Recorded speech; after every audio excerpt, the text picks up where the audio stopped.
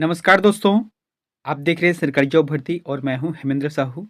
आज के जो टॉपिक में देखेंगे भारतीय संविधान के बारे में देखेंगे जो कि टॉप के 40 क्वेश्चन रहेगा।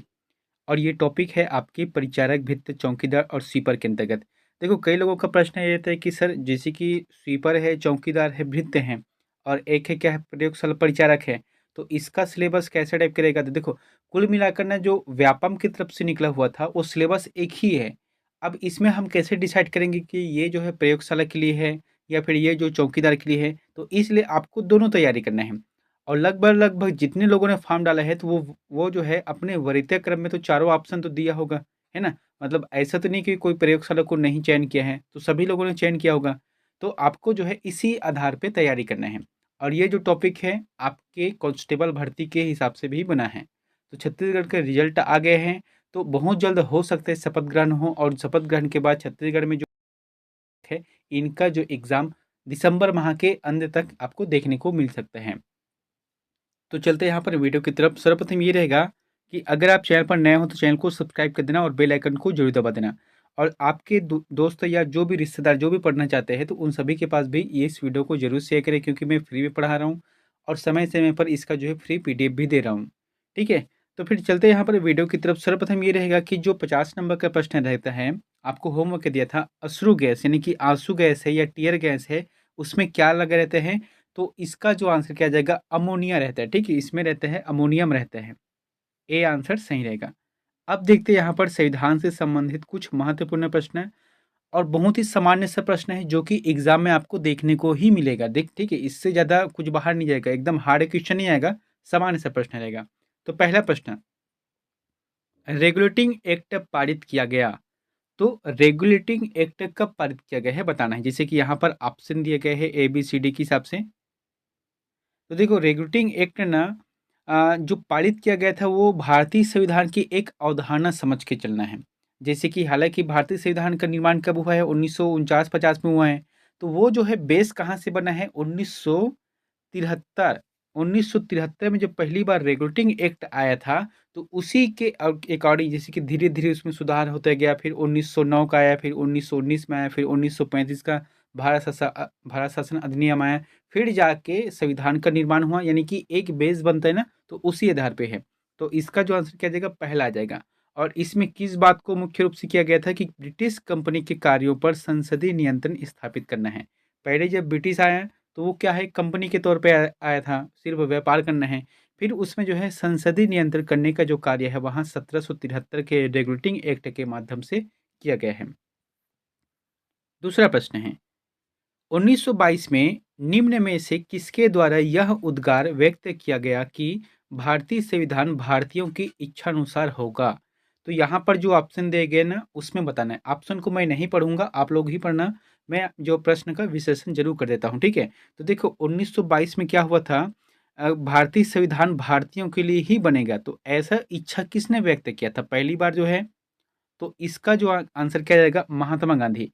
महात्मा गांधी ने, हालांकि देखो महात्मा गांधी जो है 1917 से पहले एक्टिव नहीं था अपने देश में राजनीतिक फील्ड में। 1917 में जो चंपारण सत्याग्रह हुआ था बिहार राज्य में, तो वहीं से प्रारंभ हुआ है। तो 1922 में महात्मा गांधी ने कहा था कि जब भारत का संविधान बनेगा ना तो उसमें सिर्फ भारतीयों का इच्छा रहेगा, यानी कि क्या करना है, कैसे करना है, वो सब चीज के बारे में भारतीय सोचेंगे, कोई अंग्रेज नहीं सोचेगा। तो ये उन्होंने कहा था, 1922 की बात है उसमें। तीसरा प्रश्न है, संविधान सभा का पहला सत्र हुआ था, बताओ इसका आंसर क्या रहेगा? संविधान सभा का पहला सत्र हुआ था तो कब हुआ था? तो संविधान सभा का जब निर्माण किया गया था, तो कोई भी चीज का अगर निर्माण करना है तो उसके लिए पहले क्या है, बैठक का नियुक्त करते हैं, यानी कि कोई बैठक बैठते हैं कि क्या करना है, कैसे करना है, वो सभी चीज की जानकारी है। तो सर्वप्रथम जो पहला सत्र हुआ था, यानी कि पहली बार जो बैठक हुआ था, इसकी जो समय अवधि है 9 दिसंबर 1946, 9 दिसंबर 1946 को संविधान सभा के लिए पहली बार बैठक किया गया था। प्रश्न इसमें इंपॉर्टेंट ये बनता है कि प्रथम अस्थायी या अध्यक्ष कौन बने थे? तो देखो अस्थायी तौर पे बने थे डॉक्टर सचिदानंद सिन्हा। अब इसे ही क्यों बनाया गया? क्योंकि जब पहली बार सदस्यों का गठन करते हैं तो उसमें ये देखना रहता है कि इनका अध्यक्ष हम किसे नियुक्त करें, वो भी कुछ समय के लिए। तो अस्थायी तौर पे जो वहां पर सबसे बुजुर्ग व्यक्ति थे डॉक्टर सचिदानंद सिन्हा को उनके अध्यक्ष बनाया गया अस्थायी तौर पे, ठीक है? अगले है संविधान सभा के चुने हुए स्थायी अध्यक्ष कौन थे? देखो बहुत ही अच्छा प्रश्न है, स्थायी अध्यक्ष। तो अभी जस्ट बताया था वो क्या है, 9 दिसंबर की बात है, 9 दिसंबर 1946। लेकिन जस्ट दूसरे बैठक हुआ वो कब हुआ, 11 दिसंबर, यानी कि 2 दिन के बाद 11 दिसंबर 1946 को इसका बैठक किया गया, जिसके अंतर्गत स्थायी अध्यक्ष के रूप में डॉक्टर राजेंद्र प्रसाद को बनाया गया, जो कि द्वितीय संविधान सभा का बैठक है। पांचवा प्रश्न है, भारतीय संविधान सभा की प्रारूप समिति के अध्यक्ष थे। बताना है कि प्रारूप समिति के अध्यक्ष कौन थे, ड्राफ्टिंग कमेटी के। इसका जो आंसर किया जाएगा डॉक्टर भीमराव अंबेडकर। ठीक है, डॉक्टर भीमराव अंबेडकर ही भारतीय संविधान के प्रारूप समिति के अध्यक्ष थे।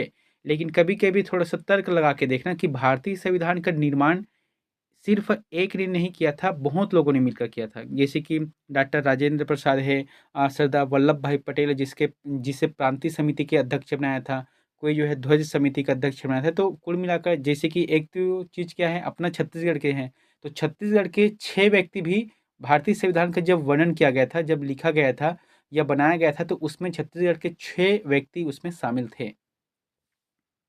अगला है भारतीय संविधान को अपनाया गया। तो आपको बताना है कि भारतीय संविधान को कब अपनाया गया है।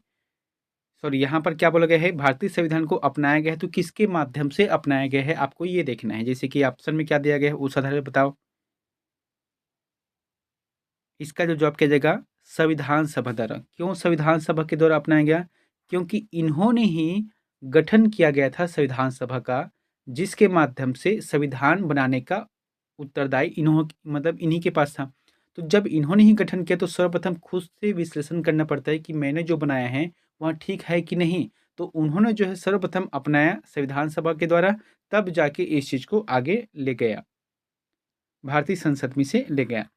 अगले है भारतीय संविधान सभा ने भारतीय राष्ट्रीय ध्वज की रूपरेखा को अंगीकार किया। इसे कब अंगीकार किया गया, यानी कि कब इसे मतलब इसे स्वीकार किया गया है बताना है। तो आंसर क्या जाएगा इनका 22 जुलाई 1947 की बात है। 22 जुलाई 1947 को भारतीय ध्वज को यानी कि तिरंगे झंडे को अपनाया गया था। और यहाँ पर क्या है जुलाई, फिर आता है अगस्त, तो 15 अगस्त 1947 को अपना देश आज़ाद हुआ। ठीक है, तो देख लेते हैं यहाँ पर कि राष्ट्रीय जो ध्वज है इसे बनाने वाला कौन है। तो 1921 में आंध्र प्रदेश के पिंगली वेंकैया, कौन है, पिंगली वेंकैया ने देश की एकता को दर्शाते हुए भारत का तिरंगा झंडा तैयार किया था। जब प्रारंभ में किया गया था ना, तो यहाँ पर जैसे कि अभी क्या है, केसरिया है, सफ़ेद है और हरा है। तो पहले केसरिया नहीं था, लाल था। तो उसका मतलब क्या है, राष्ट्रीय एकता का लाल जो है हिंदुओं का है, सफ़ेद जो है शांति का है, और जो है हरे रंग जो है मुसलमानों के लिए है। तो इस आधार पे उन्होंने देश एकता के हिसाब से झंडा का निर्माण किया था। अगला है भारत के लिए संविधान सभा की रचना हेतु संविधान सभा का विचार निम्न में से सर्वप्रथम किसने प्रस्तुत किया। तो निम्न में से किसने प्रस्तुत किया संविधान सभा का निर्माण हेतु। ये जो विचार है स्वराज पार्टी ने किया था, जो कि 1924 में है, स्वराज पार्टी के द्वारा। ठीक है, अब यहाँ पर देखे थे कि स्वराज पार्टी का गठन कब किया गया था, किसने किया था। तो स्वराज पार्टी का जो गठन है 1 जनवरी 1923 को देश बंधु चित्तरंजन दास है और मोतीलाल नेहरू ने किया था। ठीक है, अगला प्रश्न है भारतीय संविधान में महिला सदस्यों की कुल संख्या कितनी है। बहुत ही अच्छा प्रश्न है। जैसे कि इससे पहले बताया था ना, भारतीय संविधान बनाने में बहुत लोगों का भूमिका है, तो यहाँ पर आ भी गए। जैसे कि यहाँ पर जो ऑप्शन है ना आपको बताना है। तो भारतीय संविधान सभा में कुल मिलाकर 299 प्रतिनिधि थे। ये कब की बात है, देश आज़ाद होने के बाद, क्योंकि पाकिस्तान का जो पहले हिस्सा था तो वो लोग जो है अलग हो गए, फिर जाके यहाँ पर 299 प्रतिनिधि भाग लिए थे, जिसमें से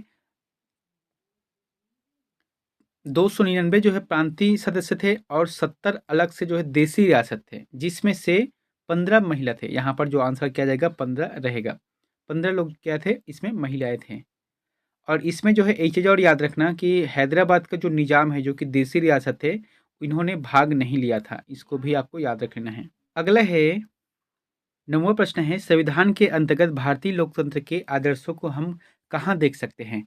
तो जैसे कि संविधान का निर्माण हुआ, तो अपने जो भारतीय लोकतंत्र है इनके आदर्श को हम कहाँ पर देख सकते हैं, क्योंकि यही तो इम्पोर्टेंट है ना।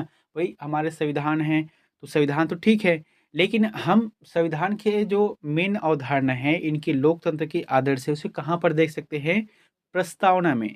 प्रस्तावना को आप छोटे संविधान के रूप में भी जान सकते हो, क्योंकि जो जैसे कि एक चीज़ इंपॉर्टेंट बता रहा हूँ, जो यूपीएससी की तैयारी करते हैं, जो सीजीपीएससी की तैयारी करते हैं ना, ये सभी प्रस्तावना को इतना रटे हुए रहते हैं, क्योंकि प्रस्तावना से आपको सैकड़ों क्वेश्चन देखने को मिल सकते हैं। प्रस्तावना में लिखा है, हम भारत के लोग भारत को एक संपन्न प्रभुत्व संपन्न राष्ट्र बनाने के लिए, ऐसा कुछ बहुत सारा लिखा हुआ है।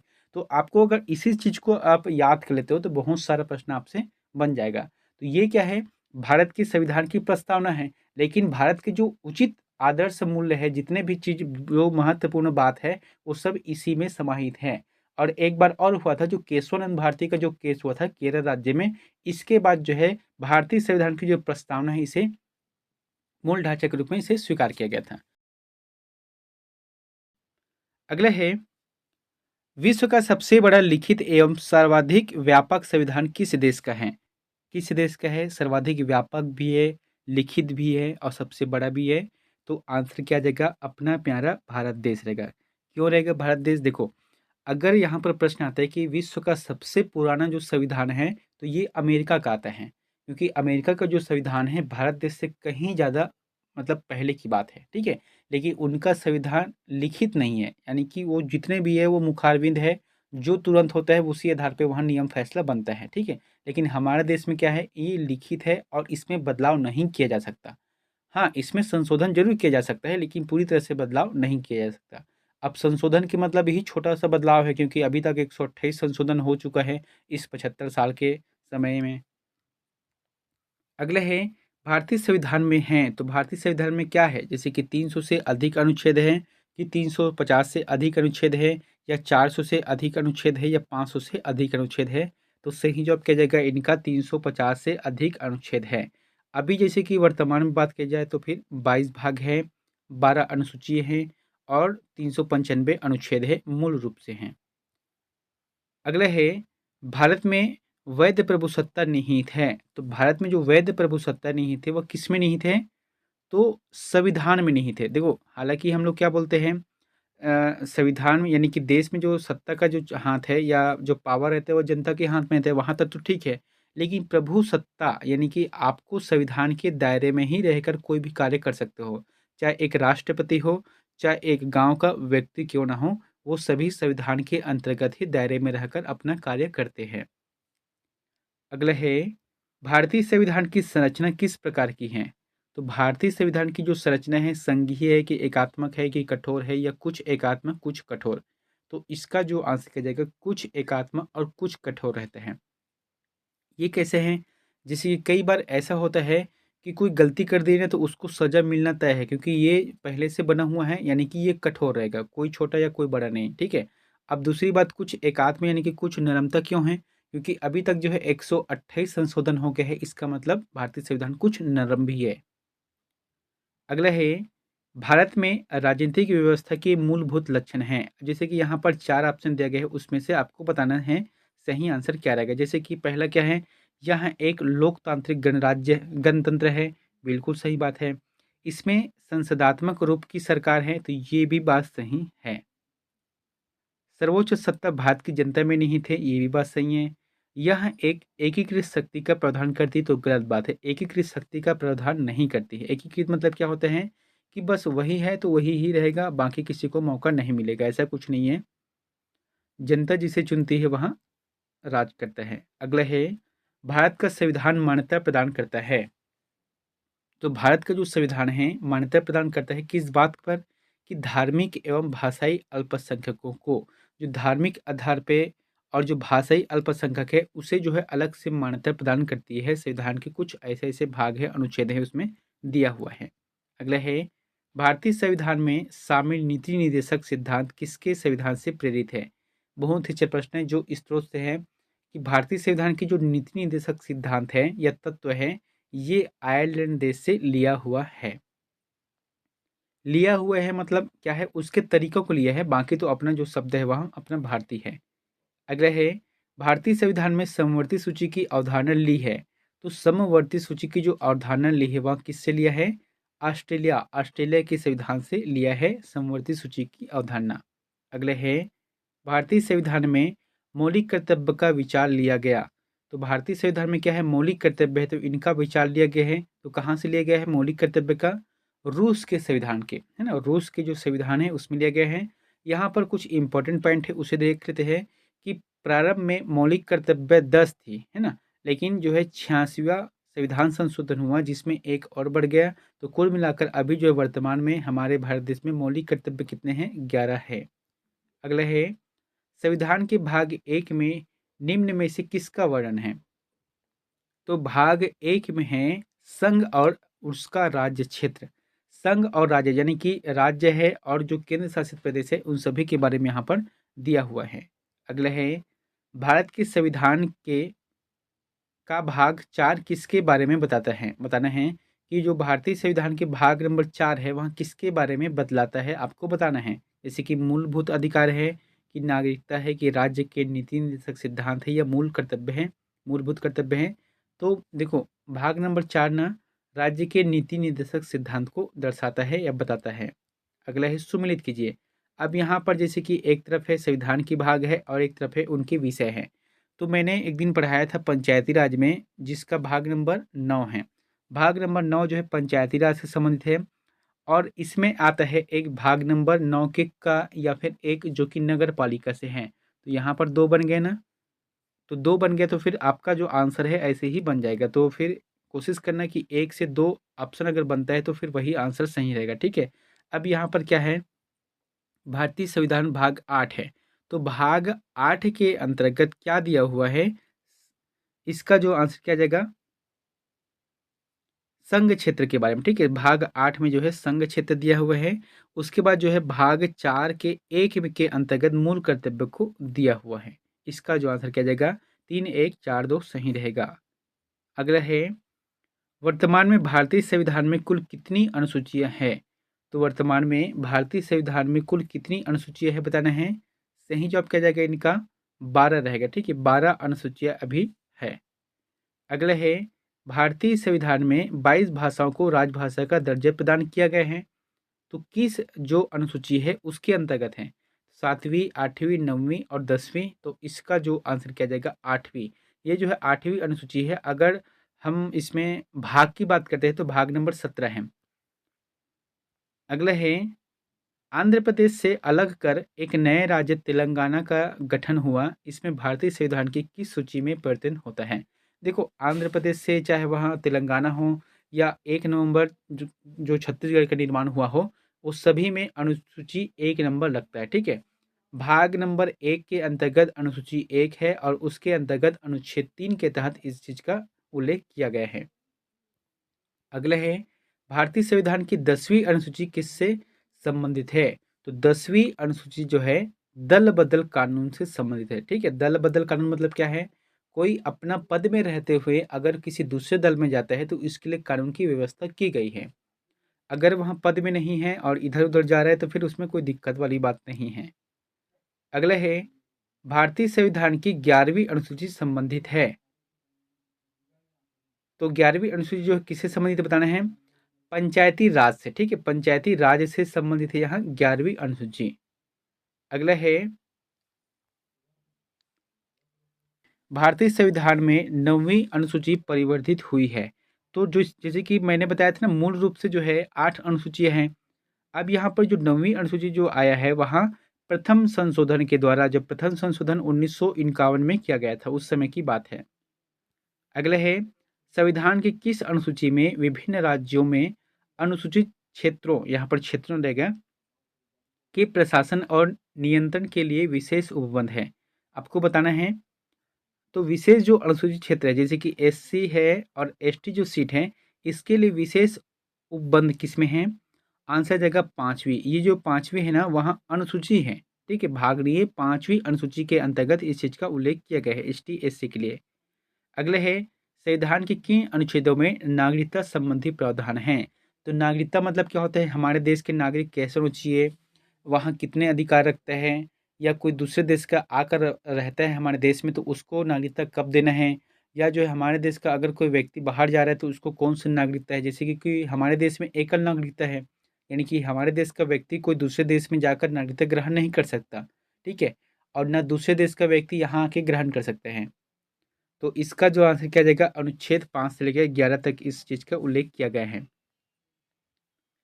अगला है भारतीय संविधान के किस अनुच्छेद में प्रेस की स्वतंत्रता दी गई है, या प्रेस की स्वतंत्रता, इसका जो आंसर किया जाएगा 19 ए नंबर रहेगा। ठीक है, अनुच्छेद या आर्टिकल 19 ए के तहत प्रेस की स्वतंत्रता दी गई है, यानी कि बोलने की स्वतंत्रता, बोलने की आजादी है।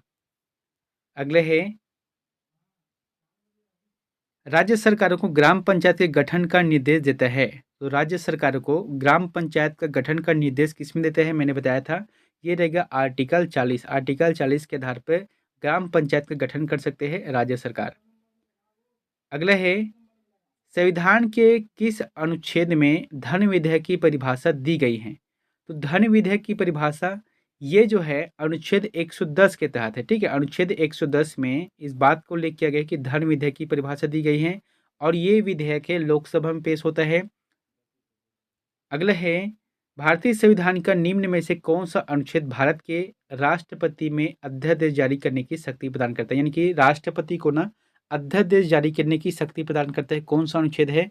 ये प्रश्न बहुत ही इंपॉर्टेंट है। यहाँ पर दो अनुच्छेद के बारे में बताऊंगा। एक तो है राष्ट्रपति द्वारा जो है अनुच्छेद 108 रहता है, जो कि लोकसभा और राज्यसभा को आहूत करता है एक साथ मीटिंग के लिए या एक साथ सत्र बुलाने के लिए, जिसका अध्यक्ष होता है लोकसभा स्पीकर होता है। और एक इंपॉर्टेंट क्या है, अनुच्छेद 123, जो कि राष्ट्रपति अध्यादेश जारी करने की शक्ति इन्हें प्रदान करता है। अगले है भारतीय संविधान के अनुच्छेद 1 में यह घोषणा की गई है कि इंडिया अर्थात भारत, यही जो है आजकल ट्रेंड में है। ठीक है, इंडिया अर्थात भारत, जबकि ऐसा होना चाहिए था भारत अर्थात इंडिया, है ना।